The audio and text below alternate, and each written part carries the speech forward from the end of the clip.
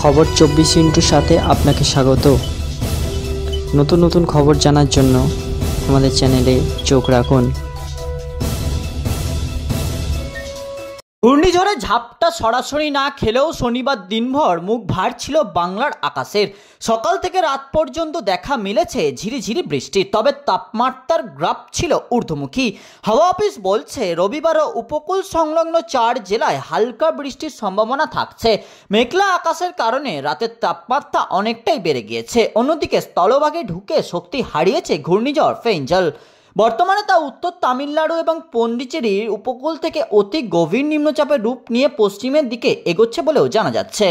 রবিবার হালকা বৃষ্টির সম্ভাবনা থাকছে পূর্ব ও পশ্চিম মেদিনীপুর, ঝাড়গ্রাম, দক্ষিণ 24 পরগনায়। এখনও স্বাভাবিকের উপরেই রয়েছে সর্বনিম্ন তাপমাত্রা। আগামী 4 থেকে 5 দিনের মধ্যে তা ধীরে ধীরে নিম্নমুখী হতে পারে বলেও মনে করছেন আলিপুরের কর্তারা।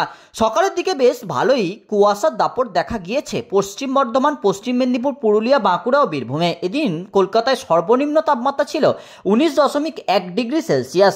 শনিবারের দিনে সর্বোচ্চ তাপমাত্রা ছিল 22 ডিগ্রি সেলসিয়াস। বাতাসে জলীয় বাষ্পের পরিমাণ ঘোরাফেরা করছে 68 থেকে 91% মধ্যে। এদিকে বৃষ্টির জেরে চিন্তা বেড়েছে আলু চাষিদের। জমির মাটি ভিজে গিয়ে কাদা হয়ে গেছে। যদি আবারও বৃষ্টি হয় তাহলে জমির জল জমে যাওয়ার উপক্রম সব জায়গাতেই।